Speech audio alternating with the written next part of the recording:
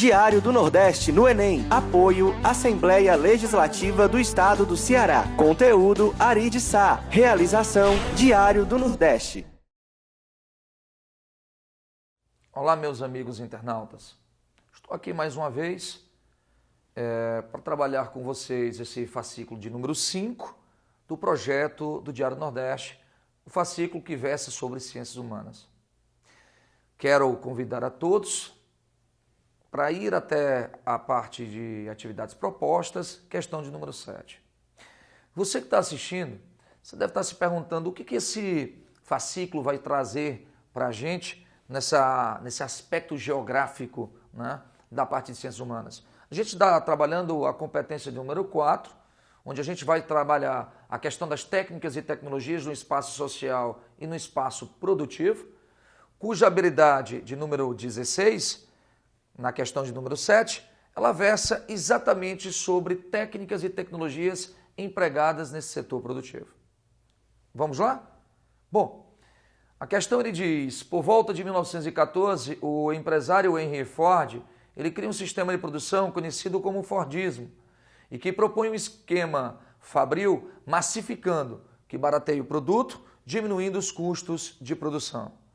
Para tanto, o Fordismo adota uma base de fabricação, que está ilustrado numa imagem acima, conhecida historicamente como. Bem, para você que está aí me assistindo nesse momento, você deve estar se perguntando, professor, como é que o Henry Ford desenvolveu o seu modelo conhecido como o Fordismo? O Fordismo ele é, na verdade, um processo de evolução de um estudo feito por um grande administrador chamado Charles Taylor no final do século XIX. Taylor, de uma forma brilhante, ele passa a cronometrar o tempo de produção para execução de cada tarefa, de cada funcionário. Ele passa a estabelecer, no final do século XIX, metas de produção. E a partir dessas metas de produção, nós tínhamos que ter uma produtividade mínima de cada trabalhador. Dessa forma, garantiríamos um mínimo de lucro para o empresário. Ao mesmo tempo, para Taylor seria fundamental estabelecermos prêmios para que cada funcionário se sentisse estimulado a ter uma boa produtividade. E em 1913, precisamente, Henry Ford, ele inicia a sua produção fabril, ganhando muita força no ano seguinte, em 1914. Então, o que Henry Ford ele fez de diferente? Ele aperfeiçoou a proposta feita por Taylor. Ford, ele cria o que a gente chama de linha de montagem ou linha de produção, onde o homem tornar-se-á uma máquina de produção, onde o homem, na verdade, ele funciona como uma mera engrenagem do sistema produtivo. Ele não precisava ser muito qualificado, mas ele tinha que ter uma certa agilidade, uma certa habilidade para lidar exatamente com o sistema produtivo. Ford também estabelece metas de produção. Ford também cronometra tempo. Só que tudo isso feito a partir das máquinas e das grandes esteiras que vão constituir o sistema de produção de uma máquina. Ford, ele horizontaliza a sua produção. O modelo fordista, ele é caracterizado principalmente por um grande número de estoque. Ou seja, na cabeça de Ford, embebido de uma teoria liberal de Adam Smith econômica, o tempo é dinheiro. A frase time is money ganha muito a força no início dos anos 20. Produza, produza, produza. Mesmo que isso me gere estoques. Não se preocupe porque em determinado momento o próprio mercado vai se encarregar de reduzir essa oferta de produto, certo? Ou seja, o mercado por si só ele vai se autorregulamentando. Então, dentro dessa visão do Fordismo, o alto índice de produção, a grande especialização do trabalhador, que embora muitas vezes fosse uma mera máquina de produzir sem pensar, como diria o grande Charles Chaplin, né? Não sois máquina, homem é o que sois, ou seja, a descaracterização da essência humana, transformando aquele cidadão numa máquina de produzir. Então, essa era efetivamente o modelo fordista, onde havia uma padronização do sistema de produção. Se a gente observar bem a questão, nós iremos ver aqui, por exemplo, no item A, ele diz que isso é conhecido historicamente como uma produção enxuta. Não, a produção enxuta, para você internauta, anote aí. Produção enxuta é caracterizada pelo modelo toyotista, o modelo de Taishi Ono desenvolvido nos anos 60. Ele diz que no item B, isso é conhecido como uma linha de montagem. Ok, marquem o nosso gabarito, o item B de bola é uma linha de montagem. Quando ele fala da alienação trabalhista é exatamente a característica de um trabalhador desprovido de qualquer técnica ou de qualquer essência produtiva.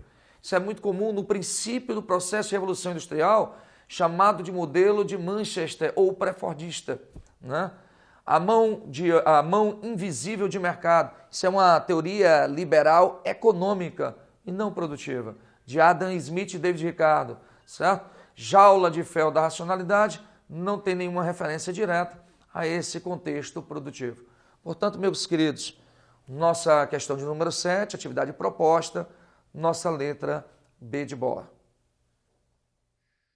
Olá, caros amigos, nós estamos retomando o projeto Diário do Nordeste no Enem. Obviamente, nós vamos tratar competências e habilidades que de forma estatística mais têm aparecido e têm se acentuado de 2009 para cá.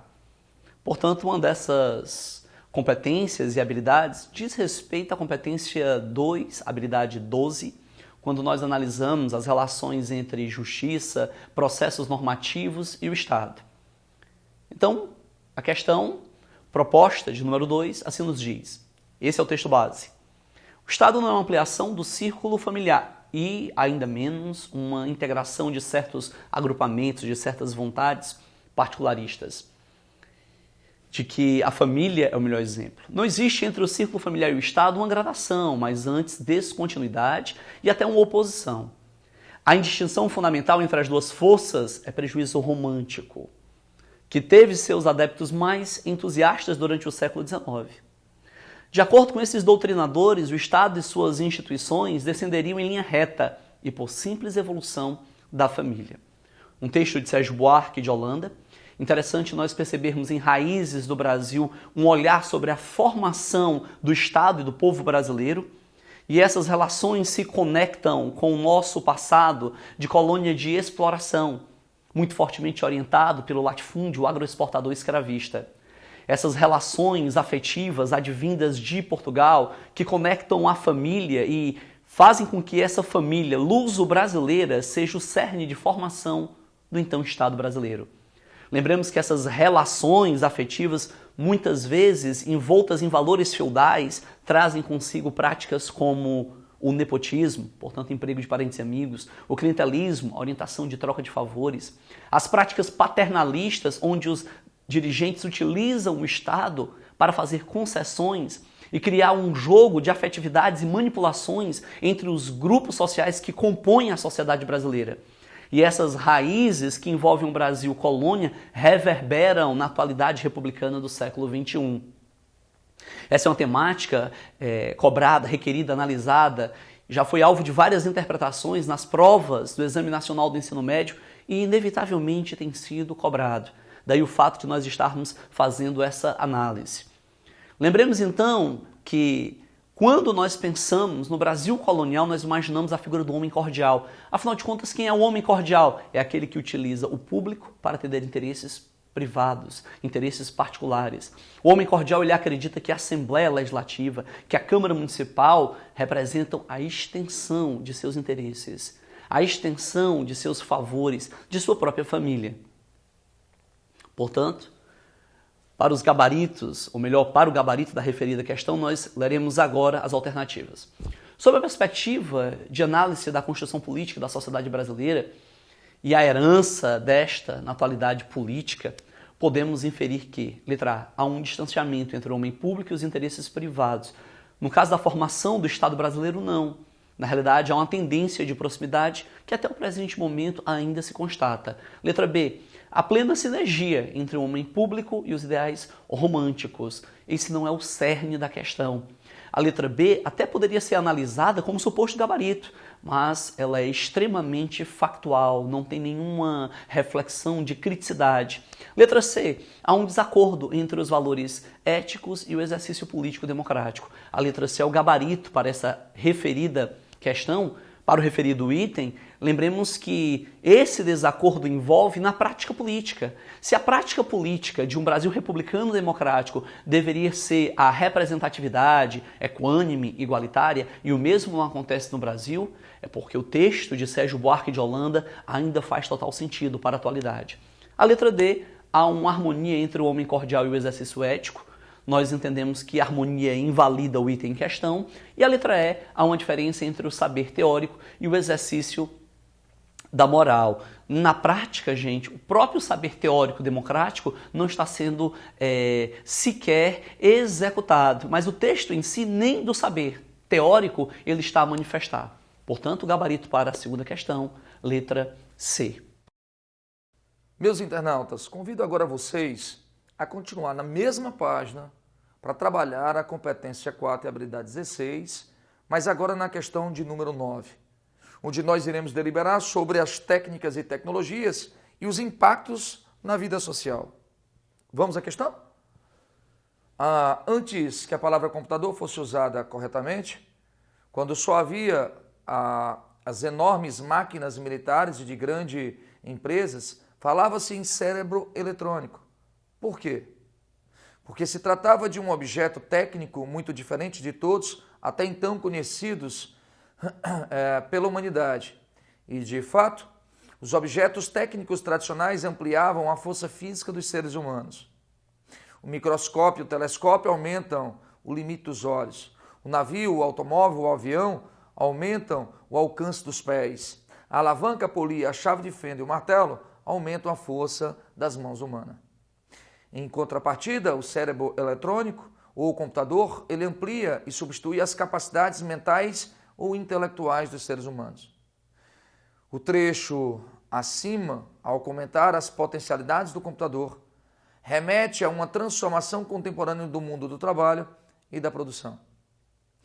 Então, é preciso que o internauta que me assiste nesse momento entenda o seguinte: se na questão 7 eu disse a vocês que o Fordismo ele transforma o homem numa máquina de produzir, numa engrenagem de um sistema produtivo, os anos 60 e 70, com o advento da revolução técnico e científica informacional, a produção de software, a produção da nanotecnologia, da inteligência artificial, enfim, faz com que a gente tenha uma nova face produtiva na humanidade. O homem agora ele está concorrendo com as máquinas propriamente ditas. Máquinas, entre aspas, ditas inteligentes. E aí vem o princípio da automação produtiva, que faz com que a gente tenha um conceito muito trabalhado na geografia econômica, chamado de desemprego estrutural, que normalmente a gente diz que é o desemprego ocasionado pela substituição do homem por uma máquina. Mas não só a substituição do homem pela máquina, mas a evolução da produção de uma obsolescência na sociedade moderna, onde os produtos, normalmente, quando defeituosos, eles são substituídos por outros produtos novos. E aquela função de técnico que conserta aparelhos quebrados começa a deixar de existir. Então, essa obsolescência programada de um sistema de produção fordista, cada vez mais massificante do ponto de vista do consumo, da tentativa de se uniformizar a cultura, os padrões de consumo, etc., contribuem para o aumento do desemprego da sociedade, fecham postos de trabalho. Então essa competição, ela gera tendências atuais. Que tipo de trabalhador hoje uma empresa ela prefere selecionar? Quem são os principais tipos de trabalho, né, que exigem a mão de obra humana? E aí, claro, evidentemente que você, internauta, já está cansado de ouvir isso, já deve ter ouvido isso milhões de vezes. O único profissional que se garante no mercado de trabalho é o profissional qualificado. É o profissional que tem uma capacidade intelectual acima de uma média. São esses profissionais, normalmente, que saem de grandes centros universitários, que se qualificam a cada ano, que acompanham o ritmo das mutações do tempo. Então, esse tipo de profissional ele se mantém. Portanto, a mão de obra altamente qualificada, situada normalmente nas proximidades de grandes tecnopolos. Vamos à questão? No item ele diz, a indústria, ela procura por uma mão de obra especializada, uma mão de obra que tenha suas qualificações para determinadas funções e desemprega aqueles que estão ultrapassados no conhecimento, sendo criteriosa na qualificação dessa mão de obra. Portanto, as grandes empresas de alta tecnologia estão próximas a grandes centros universitários, fazendo com que haja a produção e a reprodução do espaço produtivo tecnológico, que a gente chama de tecnopolos. Então, nosso gabarito, meu caro internauta, letra A. No item B ele diz, o trabalhador desprovido de conhecimento, ora, quanto mais evoluída for a sociedade e quanto mais moderna for a empresa, maior a exigência de qualificação. No item C ele diz, a inovação que o computador traz para o setor industrial amplia as linhas de montagem. Linha de montagem, ela se torna obsoleta a partir dos anos 60 e 70, quando vem o modelo toyotista que prega a flexibilização do trabalho. Portanto, a terceirização, não se tem mais tanta produção, não se tem estoques, é um modelo enxuto, just in time. No item dele diz, a tendência da indústria é produzir bens em quantidades impensáveis. Isso era o modelo fordista. A indústria moderna, tanto a toyotista quanto a volvista dos anos 70, elas são enxutas. E o item é a precarização das condições de trabalho em razão da concorrência entre homens e máquinas. Se tornar cada vez mais precário o trabalho. Isso não necessariamente ocorre, pelo contrário. Há uma tendência de se valorizar cada vez mais o trabalhador qualificado. Então, meus amigos, nossa questão de número 9, gabarito, ficamos com a letra A. Nós vamos para a quarta questão. Essa quarta tem como mote uma fonte documental, portanto, uma fotografia, um gravurismo, onde o cartaz em questão assim expressa. Tem tanta coisa errada que nem cabe em um cartaz. Ora, nada mais atual do que esses debates, embates sobre os valores políticos e sociais que regem o presente momento de nossa historicidade. O enunciado assim nos traz como inferência. As manifestações promovidas no Brasil em março e abril, conhecidas pelo movimento Vem para a Rua deste ano, representam. Letra A. Organização de uma oposição eficiente com propostas bem definidas. Em um primeiro momento, quem está a fazer a leitura dessa fonte documental e do próprio enunciado percebe uma conexão entre história e sociologia. O que nós estamos analisando são movimentos sociais na história social e política brasileira, e esses movimentos sociais, para o século XXI, eles não apresentam uma plataforma de grande consistência, objetividade e pragmatismo. Em outras palavras, não é um partido político específico, não é uma liderança política específica. Eles fazem oposição imediata a esse cenário de corrupção e eles almejam respostas das instituições, portanto, dos órgãos representativos de poder. O Ministério Público, a Polícia Federal, o Poder Judiciário, da década de 80 para cá, tem apresentado um nível de fortalecimento e crescimento institucional que faz com que o povo brasileiro tenha grandes esperanças em meio à necessidade de mudanças que venham a ser implementadas na nossa história. Lembremos então que esse movimento Vem para a Rua é um movimento urbano, multifacetado, plural, extremamente heterogêneo. Ele não é um movimento de um partido específico, de uma liderança política específica. O que esse movimento almeja seria combater a corrupção e acabar com esse universo de impunidades. Portanto, é um desejo de uma classe média urbana que almeja o fim desse descalabro que se observa há décadas na construção do fazer político brasileiro. No universo democrático, nós bem entendemos a máxima da isonomia, onde todos devem ser iguais perante a lei. Portanto, o cumprimento da isonomia se manifesta em um universo equânime, onde a população brasileira teria acesso às mesmas oportunidades. E essa população que vai para as ruas exigindo, requerendo as mesmas oportunidades, quer que o universo da isonomia seja aplicado. Portanto, essas relações de favorecimento de determinados grupos políticos ou lideranças, onde eles se apropriam do erário público para atender interesses particularistas, daquilo que resulta em processos intensos de corrupção, está sendo, digamos, combatido, criticado. Há uma necessidade de desconstrução que parte das ruas. Portanto, o conceito que está sendo trabalhado é o conceito da história social baseado na democracia, que envolve o princípio da isonomia, onde todos são iguais perante a lei. Se todos são iguais perante a lei, a população urbana sai às ruas exigindo atos punitivos de nossos líderes e representantes que não têm tido a aplicabilidade ética de sua razão moral. Portanto, isso nos conduz para a letra B, que assim está a dizer para nós, insatisfação de diversos grupos sociais com os escândalos de corrupção. Seria, portanto, a alternativa que melhor atenderia o que está sendo requerido na questão. A letra C nos diz momento de desilusão. Na realidade, é um momento de esperanças. E ameaça em relação ao regime democrático. O regime democrático se consolida, não está sendo ameaçado. Letra D, enfraquecimento da satisfação popular com os três poderes. Na realidade, o que se observa é um fortalecimento institucional. E a letra E, organização dos setores mais ricos, insatisfeitos com medidas populares do governo. Na prática, as camadas médias e até mesmo as elites, elas não veem a população menos favorecida como ameaça. Na realidade, o movimento em questão, enquanto movimento urbano heterogêneo, multifacetado, diverso, ele apregou o combate à corrupção. Portanto, o gabarito para a quarta questão, letra B. Meu querido internauta, eu queria que você continuasse comigo, mas agora um pouquinho mais adiante na questão de número 13, onde nós iremos abordar ainda a competência número 4, mas a habilidade 18.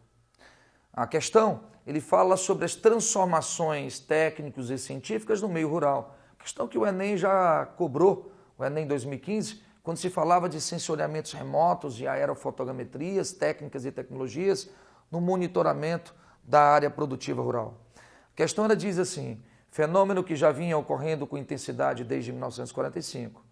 A transferência da população rural para as áreas urbanas ganhou grande importância na era JK. Quando eu falo de transferência rural para urbana, eu estou falando de um êxodo rural. Diferentemente do que ocorreram nos países mais desenvolvidos, a urbanização e a industrialização no Brasil não foram acompanhadas de transformações estruturais, ou mesmo tecnológicas nas áreas rurais, com exceção de algumas áreas específicas na região sul e sudeste do Brasil.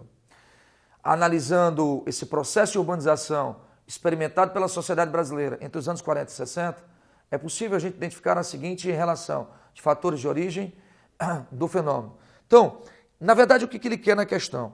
O internauta que me assiste nesse momento precisa entender, você aí, que ele quer que você cite para mim as principais causas, ou seja, a essência do êxodo rural. E aí eu remonto alguns princípios para você, que o êxodo rural, essa transferência do homem do campo para a cidade, ela tem raízes, inclusive, históricas, né? Em 1530, quando a gente começou o processo de povoamento no Brasil, a gente percebeu a formação das sesmarias de terras. Aonde nós vimos uma elitização do processo produtivo, principalmente da região nordestina.